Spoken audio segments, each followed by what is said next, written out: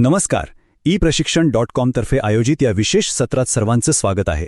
आजच्या या स्पष्टीकरणात आपण विभागीय चौकशी नियम पुस्तिका 1991 मधील प्रकरण 3 परिच्छेद 3.2 अगदी सोप्या भाषेत उलगडून पाहणार आहोत. विभागीय चौकशीचा आदेश देण्यास कायदेशीरदृष्ट्या सक्षम प्राधिकारी म्हणजे नेमकं कोण? चला या अतिशय महत्त्वाच्या प्रश्नाच्या मुळाशी जाऊया. या संपूर्ण प्रक्रियेची अचूक माहिती घेण्यासाठी आजच्या सत्राची विभागणी आपण 6 प्रमुख टप्प्यात केली आहे. 1. सक्षम प्राधिकारी, एक ओळख. 2. मूळ नियम आणि कायदेशीर वैधता. 3. मर्यादित अधिकार आणि कार्यवाही. 4. स्थानापन्न पदावरील कसुरी. 5. प्रतिनियुक्ती म्हणजेच उसणी सेवा. आणि शेवटी 6. निष्कर्ष आणि जबाबदारी. सक्षम प्राधिकारी, एक ओळख. सक्षम प्राधिकारी हा शब्द आपण प्रशासकीय कामात सतत ऐकतो, बरोबर? पण याची एक अत्यंत काटेकोर अशी कायदेशीर व्याख्या आहे.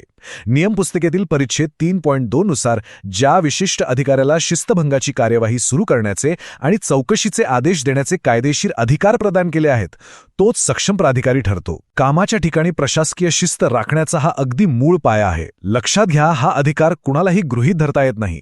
तो नियम पुस्तिकेने अत्यंत कठोरपणे निश्चित केलेला असतो.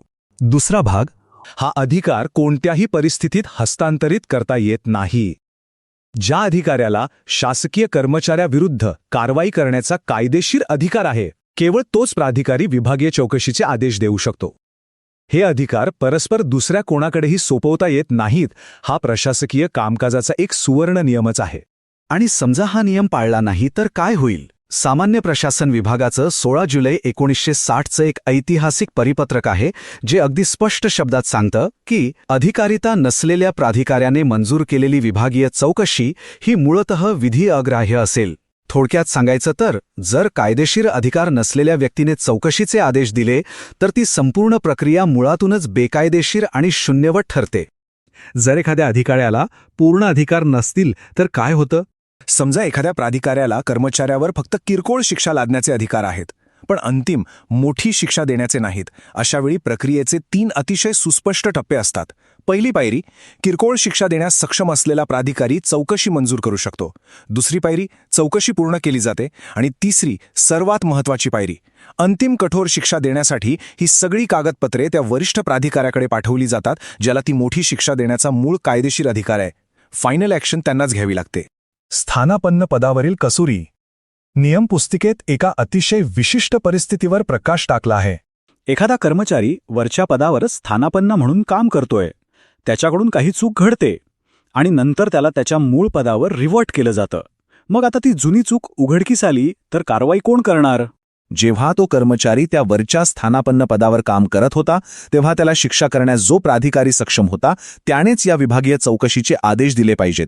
म्हणजेच उत्तरदायित्व हे त्या विशिष्ट पदाशी आणि तेव्हाच्या अधिकारांशी जोडलेलं असतं. यामुळे न्याय आणि प्रशासकीय शिस्त अगदी अबाधित राहते. प्रतिनियुक्ती म्हणजेच उसणी सेवा. 2 वेगवेगळ्या विभागांचा संबंध येतो तेव्हा ही प्रक्रिया कशी चालते? जर एखादा कर्मचारी शासनाच्या दुसऱ्या विभागात किंवा एखाद्या महामंडळात प्रतिनियुक्तीवर असेल, तर आता त्याच्यावर कारवाई करण्याचे अधिकार कोणाकडे? मूळ विभागाकडे की नव्या सेवा घेणाऱ्या विभागाकडे?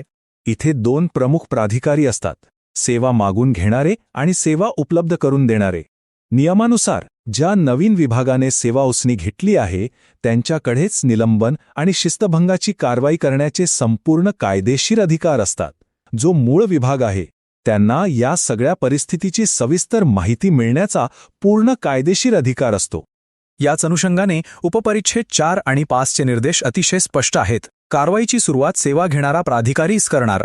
निलंबनासाठी ते नियुक्ती प्राधिकारी आणि चौकशीसाठी शिस्तभंगविषयक प्राधिकारी म्हणून काम करतात. पण यात 2 अनिवार्य कायदेशीर अटी आहेत. निलंबनाची पूर्ण माहिती मूळ विभागाला देणं सक्तीचं आहे आणि शिस्तभंगाच्या कारवाईची सद्यस्थिती कळवणंही तितकंच बंधनकारक आहे. म्हणजेच अधिकार एकाकडे असले तरी पारदर्शक संवादाची जबाबदारी टाळता येत नाही. आजच्या या माहितीपूर्ण सत्राचा समारोप करताना एक अत्यंत कळीचा प्रश्न मनात येतो. परिच्छेद 3.2 मधील नियमांचं तंतोतंत पालन न करता कोणतीही शिस्तभंगाची कारवाई कायदेशीर कसोटीवर टिकू शकेल का? साहजिकच ती टिकूच शकत नाही. कायदेशीर आणि सक्षम प्राधिकाऱ्यांची अचूक निवड हाच पारदर्शक प्रशासनाचा खरा कणा आहे.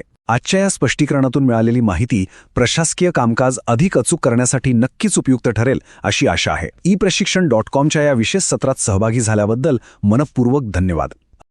ePrashikshण.com नावाचं एक खास यूट्यूब चॅनल आहे जे शासकीय कर्मचाऱ्यांच्या गरजा लक्षात घेऊनच तयार केलंय. हे चॅनल खरं तर एका मार्गदर्शकाची भूमिकाच बजावतं. या चॅनलचा हा जो प्रशिक्षण आपल्या दारी उपक्रम आहे ना, तो म्हणजे कर्मचाऱ्यांच्या समस्या आणि त्यावरील उपाय यांना जोडणारा एक अतिशय महत्त्वाचा पूल आहे. ही क्लिप श्री विष्णुकांत बोरसे, विभागीय चौकशी अभ्यासक, पुणे यांनी तयार केली आहे. ही माहिती तुम्हाला उपयुक्त वाटल्यास कृपया लाईक करा, शेअर करा आणि चॅनलला सबस्क्राईब करा. व्हिडिओ पाहिल्याबद्दल धन्यवाद.